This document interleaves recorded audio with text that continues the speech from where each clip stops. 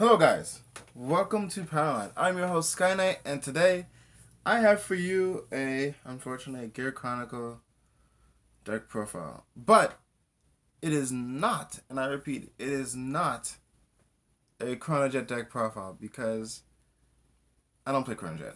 It'd be someone else on the channel doing it, probably Raph or some other person. I just can't do it. So I got a Chronofang deck profile. I know at some point I want to do Chronos Command and the Legion and maybe a Gear Colossus deck profile just to show you other Gear Chronicle things on it. But I know most of us are tired of seeing Gear Chronicle, but let me just put this out here because I need the content. So again, questions, comments, concerns, leave it in the comment section below. And let's get started. Chrono Tiga. Counterbox 1, put in the soul. When your opponent's rear guard is put into the deck during your turn, if you have a Chronofang Vanguard, you pay the cost. If you do, choose a face-up card from your bind zone and call it to the rear guard. That unit gets plus 4k until the end turn. This is really good. It calls from the bind zone, which offers a different type of mechanic as opposed to the time leap from TikTok.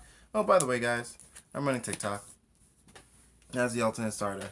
Not the alternate starter, but just another grade 0. I feel that the deck utilizes time leap okay in this deck. I could have not went with it, but TikTok is just TikTok and it's just really good. Alright, top down. Since you guys know that this is a Chronofang deck, because Chronojet's doing it as well. 4 of each of the Chronofangs. This works better on Rearguard. This works better on Vanguard. You always want to be on this Chronofang because it enables the strides. Enables you to stride by binding a card from your hand, and it also bottom decks a card when it's placed on Vanguard. So this is actually the better one to be on. I don't have stride enables in the deck, so I'm going to be pitching a grade 3 from my hand as one of my first strides. But after that, I'm just really going to pitch any card in order to get there. So this is what you really want to be on. And Chronofang G enables plays. Choose one of your other Generation Break 1 on Vanguard Regard. At the end of your battle, that this unit attacked the Vanguard, you can pay the cost, which is a Soul Blast 1, and choosing another Rearguard to bind it face up. If you do, choose one of your opponent's Rearguards in the same column as this one, and put that on the bottom of the deck. So this pretty much helps with the control part of your game. One of the problems I do see that this deck has is it has Soul Blast problems, and it is managed by one of your strides, but it is not fixed. There's a lot of Soul Blasting in this deck, and between the TikTok and Tigar, I don't think it's enough. But we'll make do somehow. You gotta make sacrifices, right? Going down from the top, I run 4 Steam Knight Mudars. I run 3 History Maker Dragons and 4 Nanis. So as you can see now, Nani and Mudar both cost soul. So again, conflicting abilities, especially with the Chronofang G. So this is where my thought process is going. I can create plays with History Maker Dragon, and I will be not soul blasting. If I need to bind units, I would be binding, like if I need to bind units from my field with Chronojet G or Chronofang with striding, I want to bind these units. So Mudar, during my main phase, I can Soul Blast 1, call it to rear, and it gets 2k. So I'm not losing anything by calling things to the rear guard. And then when this unit hits a Vanguard, Generation Break 1, I can choose one of my other rear guards and time leap it, and then I can Soul Charge 1. So this helps. But I don't really see it hitting all that often. And Nani, during my turn, if I have a Chronofang Vanguard, this one gets plus 1,000 for each card in my bind zone.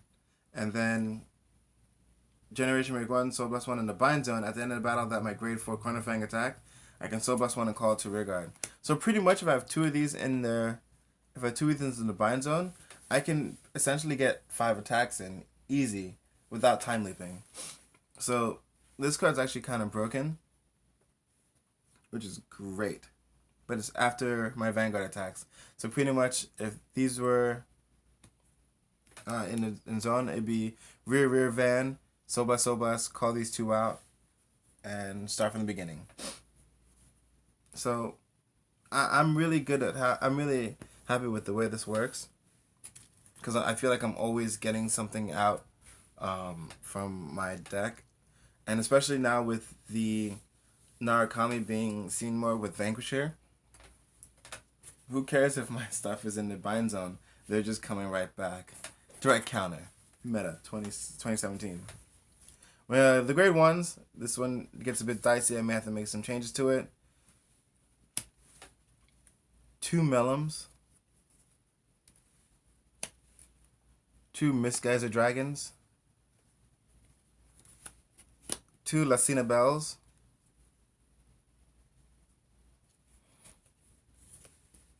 3 Parallel Dragons, and 4 Perfect Guards.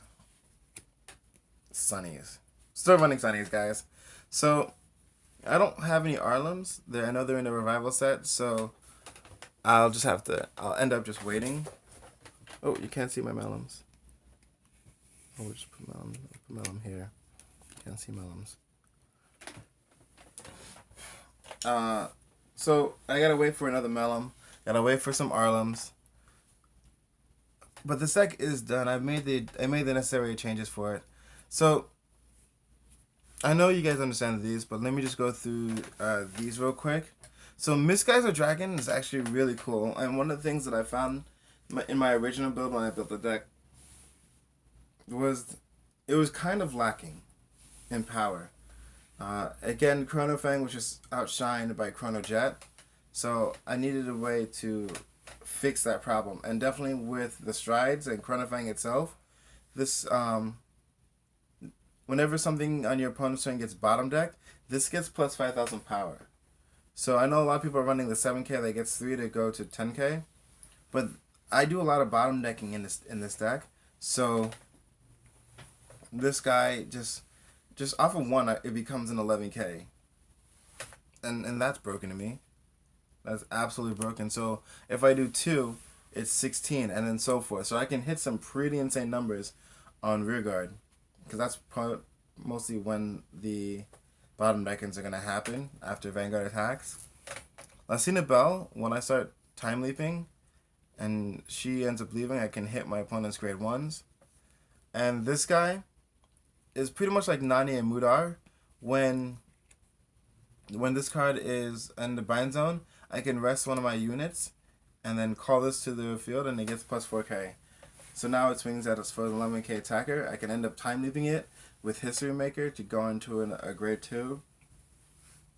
I can, in order to call it out, I would rest like one of my starters, like TikTok, and I can just go the hams.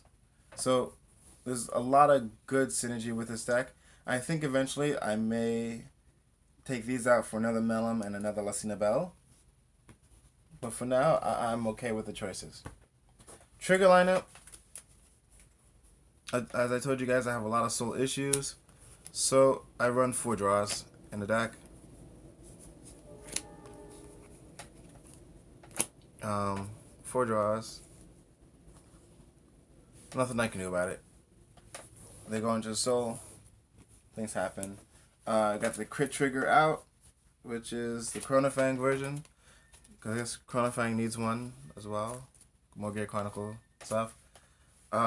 For my stride zone, guys, this is where it gets fun. This is where it absolutely gets fun. So I run 1 Rafana because I can make some cheeky plays. I run 3 Ululus because she's broken. And I run 1 Pandora Chimera. And I'm just trying that out. I know it hits some of the back rows, and sometimes your opponent's back row is important.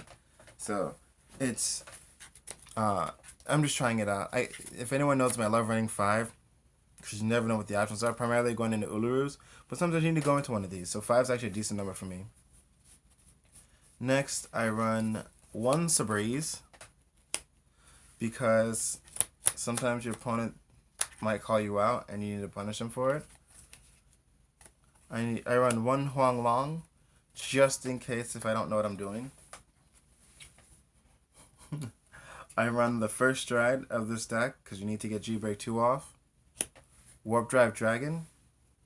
Especially when you're time looping Lucina Bell, you get pretty much 2 grade 1s.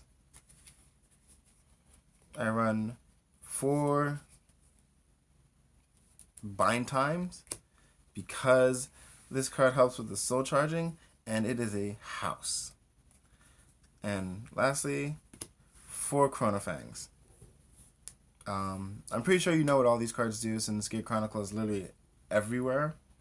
But this is my deck. It's done in about the 90% range. I do enjoy it. I think it's quite fun to play, and it's different than playing Chronojet deck. There are a couple changes that I would make. I have Urwatars on the side, which I'm going to try to put in. So instead of running... I'll run probably 2 draws, 2 stands, because I don't want to fill my deck with Urwatars.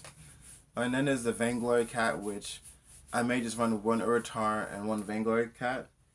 But there's, again, a lot of different changes I want to make with the deck, but pretty much this is it. If you have any questions, comments, concerns, please leave it in the comment section below. If there's a deck that you'd like Kaiser or myself to profile, leave that in the comment section below. Guys, I'll catch you later. Bye!